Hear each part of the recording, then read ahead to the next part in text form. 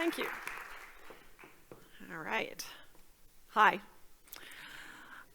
I am Jane Werner. I am the executive director of the Children's Museum. And yes, I have been in the museum field for 30 years. It's just hard to believe. And I became executive director. You know, you kind of covered my whole resume pretty quickly there. So I became executive director at the Children's Museum about 15 years ago.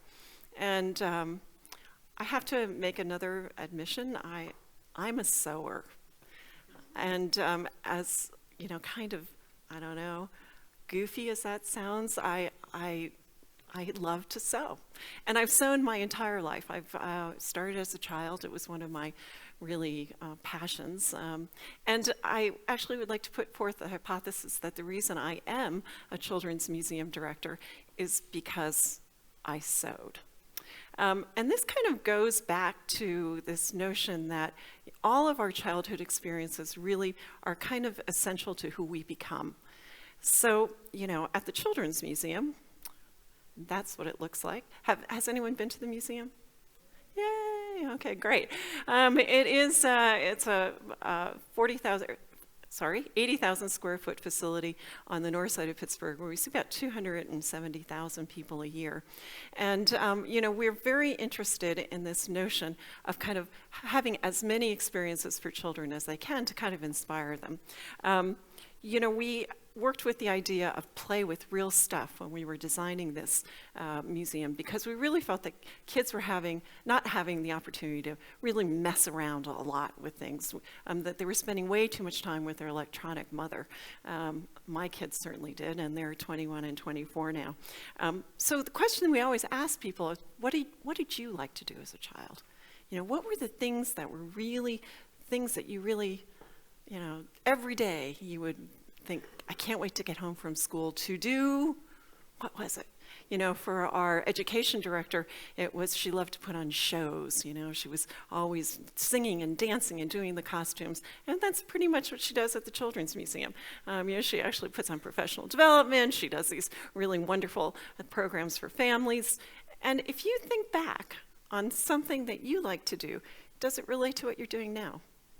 I'm actually going to give you a couple of moments to think about that. What were the things you really liked to do as a kid?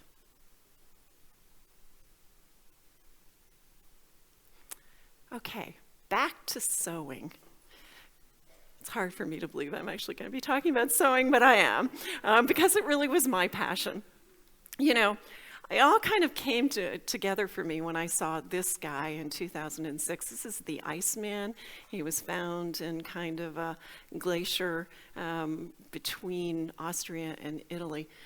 My family and I went to see him. And, you know, actually he looks like this. I don't want to disappoint you. Like, if you go there, this is actually what you see. Fascinating guy. He's an archaeological treasure trove of stuff from this period, 5,000 years ago. And Otzi, the thing that really impressed me the most about Otzi, his clothing. Not only did this guy have style, he had a great tailor. I mean, I'm telling you, those seams are beautiful. And the way that he thought, whoever put it together, his cape, it's stunning. It's absolutely stunning. Whoever made his clothing, because I'm not sure it was him, you could actually see where repairs had been done by a much less beautiful hand. But whoever made his clothing really cared about what they put into the world. They really cared about what they made. And it wasn't necessarily just all for, you know, for keeping warm in his case, but it was also, I think, for the beauty of the object. You know, hand sewing was the way we did things for thousands of years. There were no sewing machines until 1790, when Thomas Saint, Englishman, actually invented them. And they kind of looked like this. They didn't really gain too much traction, remarkably, until the mid-1800s. And even then, they had kind of a rough rollout. There was a Parisian who actually bought a bunch of sewing machines to put in his factory, and the tailors in Paris, all those emotional Parisians, they threw them all out the window because they just could not believe that a machine could take over for their hand sewing. Singer sewing machines in the United States, that's when it really took off, and people started to make things. They started to make their own clothes, and it became a lot less expensive. Why sew now, right? I mean, with globalization, everything is cheap, fashionable. You can really get what you want. At the same time, you can actually even go online, rent clothes, or if you have if you're going to the Academy Awards, whatever, you could actually rent a gown. So why sew now? I mean, really, doesn't seem to be too much reason to do it. Except, I come from a long line of sewers. That's me and my brother. I know, don't you all have these things, embarrassing photos you want to put in front of all these people? Yeah, so, my mom every holiday would sew our clothes, both of us. My brother rebelled at about, 15, I think, and we would then stand in front of the house and we would get our picture taken. And, I actually started sewing because my mom sewed. And often we do things in childhood that people we love do. We want to emulate them. We want to be like them. Can you think of somebody that actually taught you something in your childhood that you still think about that means a lot? You should give them a call.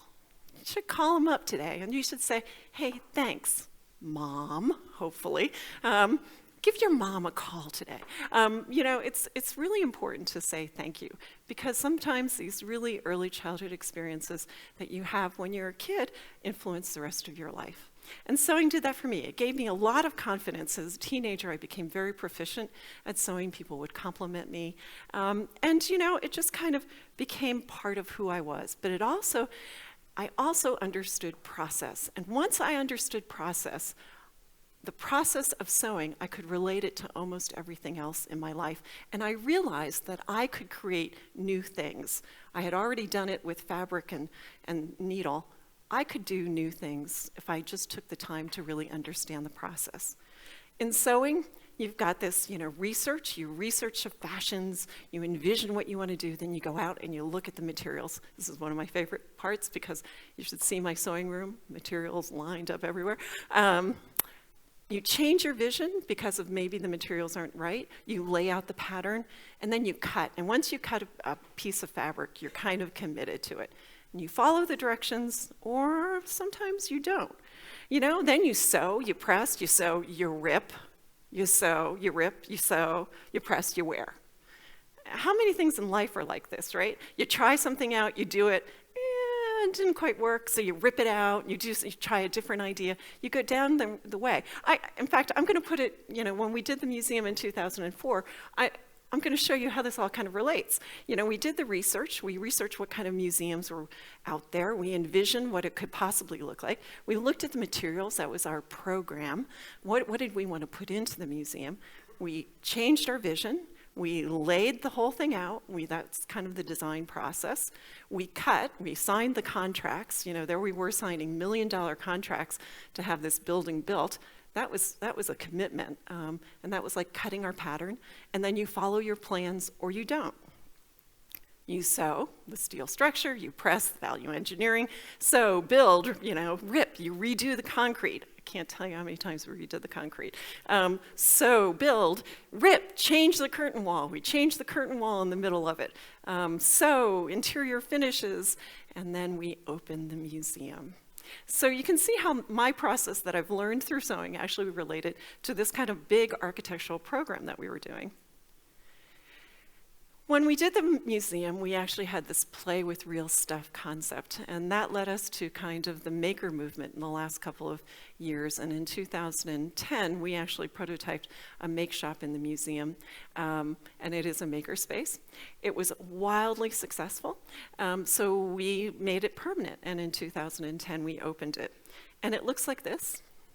It's a 2,000 square foot space, and when you walk in, we ask the question, what do you want to make today? Well, fascinating as it is, a lot of kids didn't know what they wanted to make because they didn't know design, they didn't know the process, and they didn't know the materials. So we kind of backed up and we said, okay, we actually have to introduce kids to these to design materials and process so that they can really figure out what they want to make. And this kind of goes back to my sewing, right? I mean, we design materials and process. We want to give kids ideas about what they can make in the world. Make Shop has been wildly successful. We've been really looking at hanging out, messing around, and geeking out. This is actually based on Mimi Ito's work. You actually do have to give kids an opportunity to do all three of these things. Just kind of come in, relax, see all the materials, see things, mess around. That's actually the process part. Come on, let's mess around with these materials and see what happens. And then geeking out. That's actually becoming an expert. So we're kind of building these kind of skills with kids so that they can really see the world and see what they can make in the world.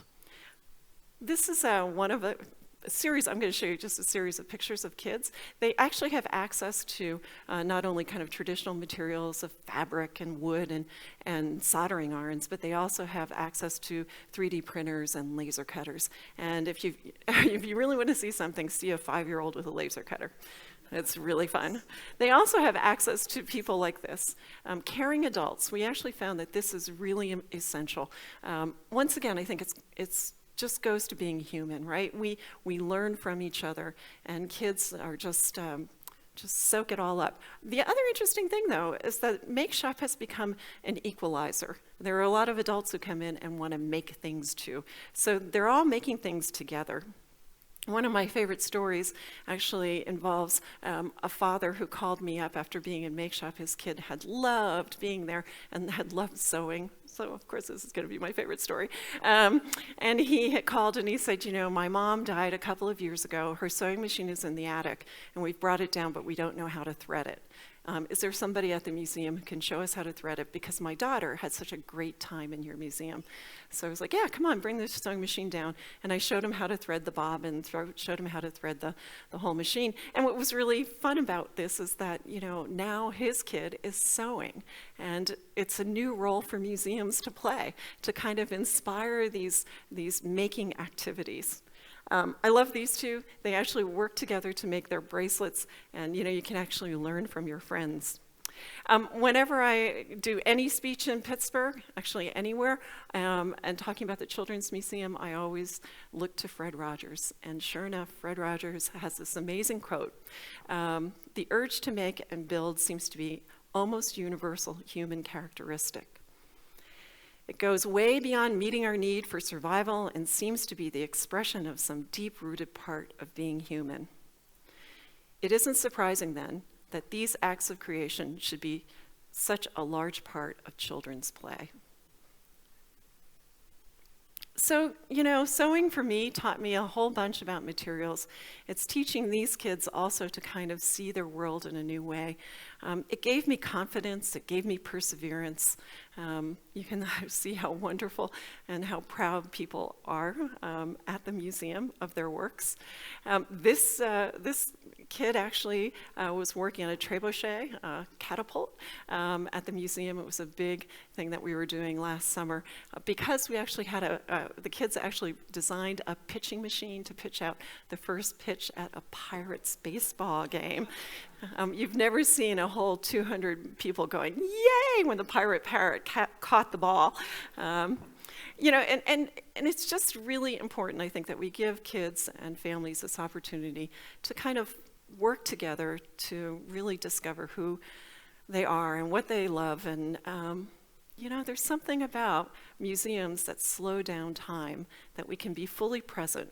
And I think that when that happens in Make Shop, it's so apparent because people are finding their passions. And I love these two. They're just like so excited about the things that they've made, and they remind me of me. When you actually can hold up something and say, I made this.